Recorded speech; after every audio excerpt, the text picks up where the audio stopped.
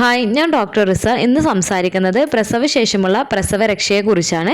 എന്തൊക്കെ കാര്യങ്ങളാണ് ചെയ്യാൻ പാടുള്ളത്, എന്തൊക്കെയാണ് ചെയ്യാൻ പാടില്ലാത്തത് എന്നതിനെ കുറിച്ച് നോക്കാം. ഇന്നത്തെ വീഡിയോയിൽ പ്രധാനമായിട്ടും കോമൺ ആയിട്ട് ചോദിക്കുന്ന കാര്യങ്ങളാണ് ഇന്നത്തെ വീഡിയോയിൽ പറയുന്നത്. ഫസ്റ്റ്, പ്രസവശേഷം അമ്മമാർ കട്ടിലയിൽ കിടന്നില്ല എന്നുണ്ടെങ്കിൽ അത് നടുവേദന ഉണ്ടാക്കുന്നതിന് കാരണമാകുമെന്നാണ്. അതായത് പ്രസവശേഷം അമ്മമാർ ബെഡിലോ അതുപോലെ തന്നെ തലയണയോ യൂസ് ചെയ്ത് കഴിഞ്ഞാൽ ഷോൾഡർ പെയിന് അതുപോലെ തന്നെ കഴുത്ത് വേദനക്കും ബാക്ക് പെയിനൊക്കെ ഉണ്ടാക്കുന്നതിന് കാരണമാകുമെന്ന് പറയുന്നത് ശരിയാണോ എന്നുള്ളതാണ്. പ്രസവശേഷം ചില അമ്മമാർക്ക് നടുവേദനയൊക്കെ ഉണ്ടാവുന്നതിന് കാരണം എന്താണ് എന്നാണ് നമ്മൾ ആദ്യം മനസ്സിലാക്കേണ്ടത്. പ്രസവ സമയത്തും ഗർഭസമയത്തിലും ശരീരത്തിലെ ഹോർമോൺ വ്യതിയാനങ്ങളും ശരീരത്തിന്റെ പോസ്ചറിലുള്ള മാറ്റം, പ്രസവ സമയത്തുണ്ടായിരുന്ന സ്ട്രെയിൻ എല്ലാം കാരണം ചില സ്ത്രീകൾക്ക് പ്രസവശേഷം നടുവേദന ഉണ്ടാക്കുന്നതിന് കാരണമാവുന്നതാണ്. അതുപോലെ തന്നെ പ്രസവശേഷം അമ്മ കുഞ്ഞിന് മുലയൂട്ടുന്നതിന് വേണ്ടിയിട്ട് എടുക്കുന്നതും മുലയൂട്ടുന്നതിന് വേണ്ടിയിട്ട് കൂടുതൽ സമയം ഇരിക്കുന്നതൊക്കെ പുറകിലെ പേശികളെ ആയാസപ്പെടുത്തുന്നത് കാരണവും ബാക്ക് പെയിൻ ഉണ്ടാക്കുന്നതാണ്. ഇത് ഷോൾഡർ പെയിൻ ഉണ്ടാക്കുന്നതിനും കാരണമാവുന്നതാണ്. അതുപോലെ നിങ്ങൾ കിടക്കുന്നത് കറക്റ്റ് ആയിട്ടുള്ള പൊസിഷനിലല്ല എന്നുണ്ടെങ്കിലും നിങ്ങൾക്ക് neck pain, back pain, shoulder pain ഒക്കെ ഉണ്ടാക്കുന്നതിന് കാരണമാവുന്നതാണ്. അതുപോലെ തന്നെ നല്ല സോഫ്റ്റ് ആയിട്ടുള്ള കിടക്കയിൽ കിടക്കുന്നതും നല്ല ഉയരത്തിലുള്ള പില്ലോ യൂസ് ചെയ്യുന്നതും അതുപോലെ തന്നെ നല്ല ഫ്ലാറ്റ് ആയിട്ടുള്ള പില്ലോ യൂസ് ചെയ്യുന്നതും നിങ്ങളുടെ കഴുത്തിനും നട്ടലിനും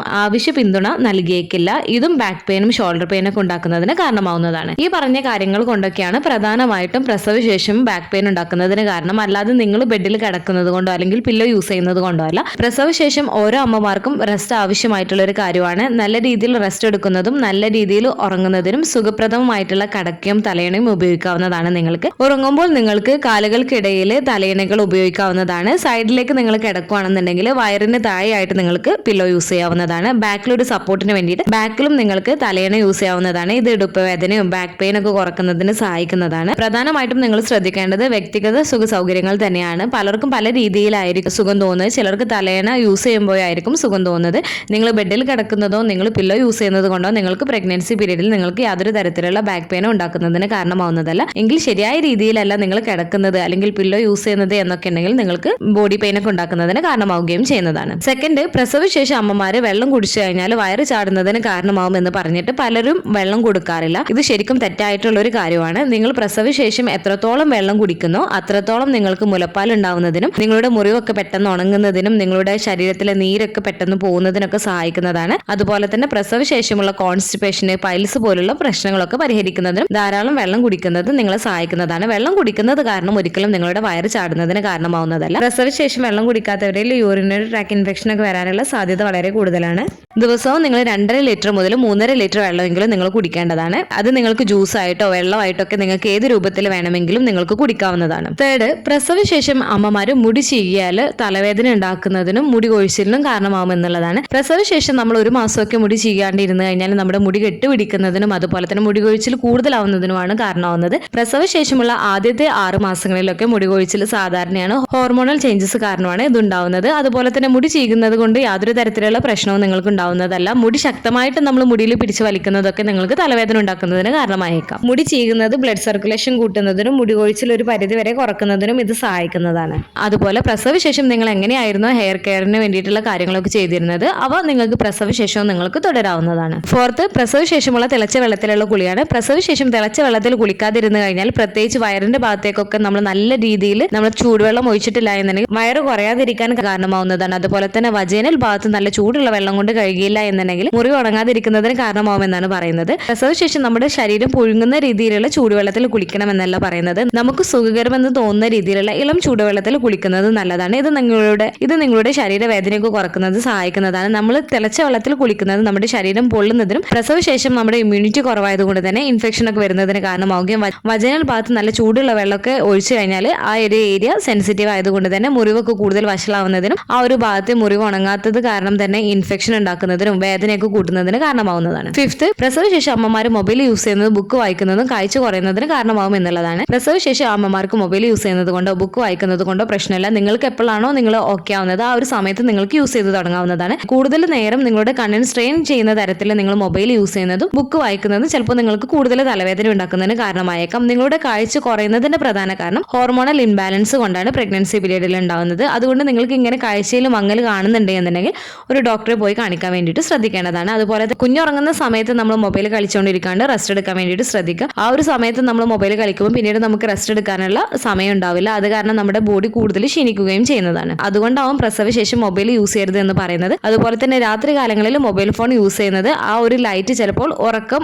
ഇല്ലായ്മയ്ക്കും കാരണമായേക്കാം. നമ്മൾ കൂടുതൽ സമയം മൊബൈലിലേക്ക് നോക്കുകയാണെന്നുണ്ടെങ്കിലും ബുക്കുകൾ വായിക്കുകയാണെന്നുണ്ടെങ്കിൽ ഇടയ്ക്കിടെ കണ്ണടക്കുകയും തുറക്കുകയും ചെയ്യാൻ വേണ്ടിയിട്ട് ശ്രദ്ധിക്കേണ്ടതാണ്. ഇത് കണ്ണുകൾ ലൂബ്രിക്കേറ്റ് ചെയ്യുന്നതിനും ഡ്രൈ ഐസ് തടയുന്നതിനും സഹായിക്കുന്നതാണ്. 6 പ്രസവശേഷം അമ്മമാര് വയറ് വരിഞ്ഞു മുറുക്കി കെട്ടിയിട്ടില്ല എന്നുണ്ടെങ്കിൽ, പ്രത്യേകിച്ച് ശ്വാസം എടുക്കാൻ പറ്റാത്ത രീതിയിൽ വയറ് മുറുക്കി കെട്ടിയിട്ടില്ല എന്നുണ്ടെങ്കിൽ അത് വയറ് ചാടുന്നതിന് കാരണമാവുന്നതാണ്. അതുപോലെ തന്നെ യൂട്രസ് ചുരുങ്ങണമെന്നുണ്ടെങ്കിൽ നമ്മൾ നല്ല രീതിയിൽ തന്നെ വയറ് വരിഞ്ഞു മുറുക്കി കെട്ടണം എന്നാണ് പറയുന്നത്. നമുക്ക് ആശ്വാസകരമെന്ന് തോന്നുന്ന രീതിയിൽ നമുക്ക് നമ്മുടെ വയറ് മുറുക്കി കിട്ടുന്നത് നല്ലതാണ്. ഇത് നിങ്ങളുടെ ലൂസായി കിടക്കുന്ന അബ്ഡോമിനൽ മസിൽസിന് ഒരു സപ്പോർട്ടായിട്ടും അതുപോലെ തന്നെ മസിൽ പെയിനൊക്കെ ഒന്ന് കുറക്കുന്നതിന് സഹായിക്കുന്നതാണ്. അതുപോലെ തന്നെ വയറൊക്കെ ഒന്ന് കെട്ടുമ്പോൾ നമ്മുടെ വയറൊക്കെ ഒന്ന് ഒതുങ്ങുന്നത് കാരണം നമുക്ക് കുറച്ചും കൂടെ കോൺഫിഡൻസ് ആയിരിക്കും നമ്മുടെ ശരീരത്തെ കുറിച്ച്. അതുപോലെ തന്നെ ഈ വയറ് വരിഞ്ഞു മുറുക്കി കെട്ടുന്നത് കാരണം നിങ്ങളുടെ മുറിവിലേക്കുള്ള ബ്ലഡ് സർക്കുലേഷൻ ഒക്കെ കുറയുകയും മുറിവ് ഉണങ്ങുന്നതിന് താമസം വരികയൊക്കെ ചെയ്യുന്നതാണ്. കാലിൽ നീരുണ്ടാക്കുന്നതിനും ഇതൊരു കാരണമാവുന്നതാണ് വരിഞ്ഞു മുറുക്കി കെട്ടുന്നത്. ഇത് കൂടുതൽ കോംപ്ലിക്കേഷൻസ് ഉണ്ടാക്കുകയാണ് ചെയ്യുന്നത്. നിങ്ങൾ നല്ലപോലെ തന്നെ കുഞ്ഞിന് ബ്രസ്റ്റ് ഫീഡ് ചെയ്യുന്നുണ്ട് എന്നുണ്ടെങ്കിൽ നിങ്ങളുടെ യൂട്രസ് താനെ ഒരു 6 വീക്സ് ഒക്കെ ആകുമ്പോഴത്തേക്ക് ചുരുങ്ങി വരുന്നതാണ്.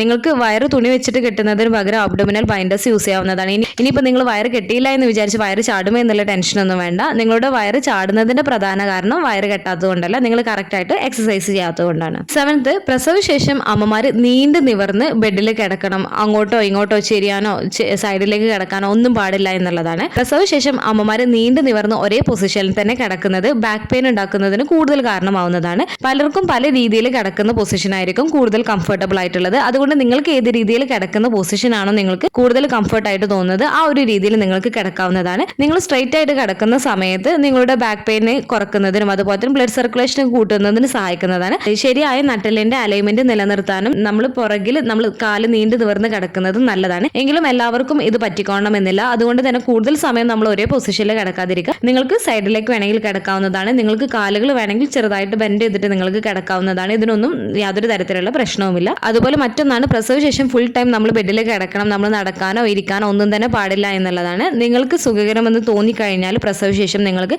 ചെറിയ രീതിയിൽ നിങ്ങൾക്ക് നടന്നു തുടങ്ങാവുന്നതാണ്. യാതൊരു തരത്തിലുള്ള പ്രശ്നവുമില്ല. നിങ്ങൾക്ക് ചെയ്യാൻ പറ്റുന്ന രീതിയിലുള്ള ജോലികളും നിങ്ങൾക്ക് നിങ്ങളേതായിട്ടുള്ള കാര്യങ്ങൾ നിങ്ങൾക്ക് ചെയ്യാവുന്നതാണ്.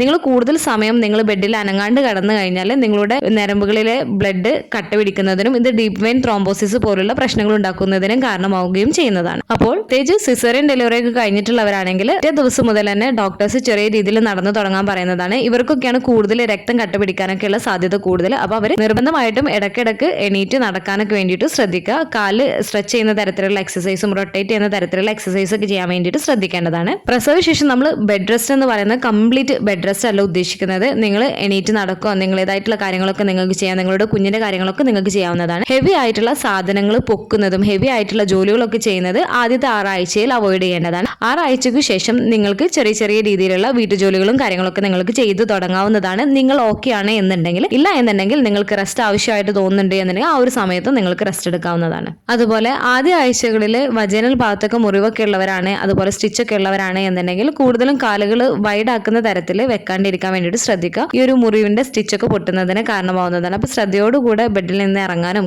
കിടക്കാനൊക്കെ വേണ്ടിയിട്ട് നിങ്ങൾ ശ്രദ്ധിക്കേണ്ടതാണ്. 8th പ്രസവിച്ച് കിടക്കുന്ന സ്ത്രീ ഒരുപാട് ഫുഡ് കഴിക്കണമെന്നാണ്. പ്രത്യേകിച്ച് നെയ്യൊക്കെ ചേർത്തിട്ടുള്ള ചോറ്, അതുപോലെ തന്നെ വെളുത്തുള്ളിയൊക്കെ ചേർത്തിട്ടുള്ള ചോറ് കൂടുതലായിട്ട് കഴിക്കണമെന്നാണ് പറയുന്നത്. നിങ്ങൾ ഇങ്ങനെ കഴിച്ചാൽ എന്താണ് സംഭവിക്കുന്നത്? നിങ്ങൾ ഓവർ വെയിറ്റ് ആവുകയും പിന്നീട് നിങ്ങൾ വെയിറ്റ് കുറയാതിരിക്കുന്നതിന് കാരണമാവുകയും ചെയ്യുന്നതാണ്. അതുകൊണ്ട് നിങ്ങൾ ഹെൽത്തി ആയിട്ടുള്ള ഒരു ബാലൻസ് ഡയറ്റ് നിങ്ങൾ പ്രസവശേഷം നിങ്ങൾ ഫോളോ ചെയ്യേണ്ടതാണ്. കുഞ്ഞിന്റെ വളർച്ചയ്ക്ക് വേണ്ടിയിട്ട് നിങ്ങൾ കൂടുതൽ പ്രോട്ടീൻ റിച്ച് ആയിട്ടുള്ള ഫുഡ് കഴിക്കാനും അതുപോലെ തന്നെ ഫ്രൂട്ട്സ്, വെജിറ്റബിൾസ്, ഫൈബേഴ്സ് അടങ്ങിയിട്ടുള്ള ഫുഡൊക്കെ ഉൾപ്പെടുത്താൻ വേണ്ടിയിട്ട് ശ്രദ്ധിക്കേണ്ടതാണ്. ചോറിന്റെ ക്വാണ്ടിറ്റി കുറക്കാനും നിങ്ങൾ ശ്രദ്ധിക്കേണ്ടതാണ്. 9th പ്രസവശേഷം ഭർത്താക്കന്മാർ ഭാര്യയുടെ കൂടെ ഇരിക്കാനോ അല്ലെങ്കിൽ ഭാര്യയുടെ കൂടെ കിടക്കാനോ പാടില്ല എന്നുള്ളതാണ്. പലരും ഇത് പറയുന്നതിന് കാരണം ചിലപ്പോൾ നെക്സ്റ്റ് കുട്ടിയൊക്കെ ഉണ്ടാവുന്നതിന് തടയുന്നതിന് വേണ്ടിയിട്ടായിരിക്കാം. പക്ഷെ ആദ്യത്തെ 1-1.5 മാസം നമുക്ക് ഇതിനെ കുറിച്ചൊന്നും ആലോചിക്കാനേ പറ്റുന്നതല്ല. എന്താണെന്ന് വെച്ചാൽ നമുക്ക് അവിടെയുള്ള മുറിവും കാര്യങ്ങളൊക്കെ ഉള്ളത് കാരണം തന്നെ നമുക്ക് ഈ ഒരു സമയത്ത് മെന്റലി ആയിട്ടുള്ള സപ്പോർട്ട് നമ്മുടെ ഭർത്താവിൽ നിന്ന് കിട്ടുന്നത് നമുക്ക് ഒരു പോസ്റ്റ്മോർട്ടം ഡിപ്രഷനിൽ നിന്നൊക്കെ നമുക്ക് തടയുന്നതിന് നമുക്ക് സഹായിക്കുന്നതാണ്. അത് കാരണം ഈ ഒരു സമയത്ത് നമ്മൾ ഭർത്താവുമായിട്ട് നമ്മൾ കൂടുതൽ സമയം നമ്മൾ ചെലവഴിക്കുന്നത് നമുക്ക് ഒരുപാട് ആശ്വാസം നൽകുന്നത് തന്നെയാണ്. പ്രഗ്നന്റ് ആവുമോ എന്നുള്ള പേടിക്ക് നമുക്ക് കോൺട്രാസെപ്റ്റീവ് മെത്തേഡ്സ് നമുക്ക് യൂസ് ചെയ്യാവുന്നതാണ്. അത് കാരണം നമ്മുടെ ഭർത്താവ് നമ്മുടെ കൂടെ ഇരിക്കുന്നത് കൊണ്ടോ അല്ലെങ്കിൽ ഭർത്താവ് നമ്മുടെ കൂടെ കിടന്നോ എന്ന് വിചാരിച്ചിട്ട് യാതൊരു തരത്തിലുള്ള പ്രശ്നവും നമുക്ക് ഉണ്ടാക്കുന്നതല്ല. 10th പ്രസവരക്ഷാ മരുന്നുകളാണ്. ശരീരത്തിന് ദോഷം ചെയ്യില്ല ആയുർവേദം എന്ന് പറഞ്ഞിട്ട് പലരും തോന്നിയ അളവിലൊക്കെയാണ് അമ്മമാർക്ക് കഴിക്കാൻ കൊടുക്കാറുള്ളത്. ലേഹ്യമായാലും കഷായമൊക്കെ ആയാലും അതും നമ്മൾ